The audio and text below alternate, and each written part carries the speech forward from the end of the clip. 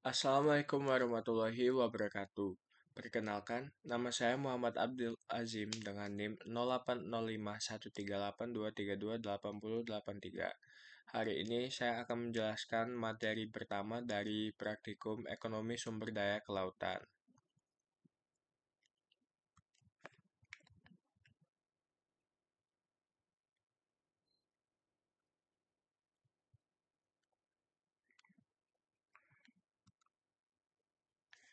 Yang pertama, apa sih evaluasi ekonomi? Valuasi ekonomi adalah proses pemberian nilai terhadap suatu barang, jasa, atau sumber daya dalam bentuk moneter sehingga manfaat maupun kerugian dari penggunanya dapat diukur secara lebih jelas. Konsep ini tidak hanya berlaku pada barang yang diperdagangkan di pasar, tetapi juga pada barang dan jasa yang tidak memiliki harga langsung seperti udara bersih, keindahan alam, atau jasa ekosistem hutan dan mangrove. Dengan melakukan valuasi ekonomi, kita dapat menilai sejauh mana suatu sumber daya memberikan manfaat bagi manusia, serta memperhitungkan kerugian jika terjadi kerusakan atau pencemaran. Oleh karena itu, valuasi ekonomi sangat penting sebagai dasar dalam pengambilan keputusan pembangunan, perhitungan biaya lingkungan, serta penentuan kebijakan pengelolaan sumber daya alam yang berkelanjutan.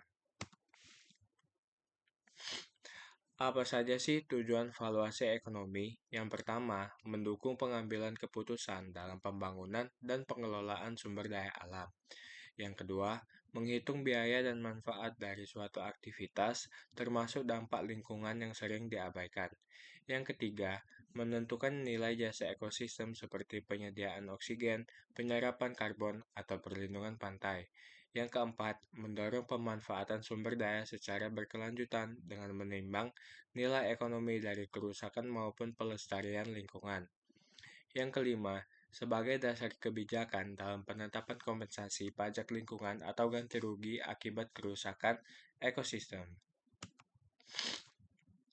Komponen valuasi ekonomi. Yang pertama, nilai guna langsung atau direct use value. Nilai dari pemanfaatan langsung suatu sumber daya. Misalnya hutan, ikan, air bersih, atau pariwisata. Yang kedua, nilai guna tidak langsung atau indirect use value.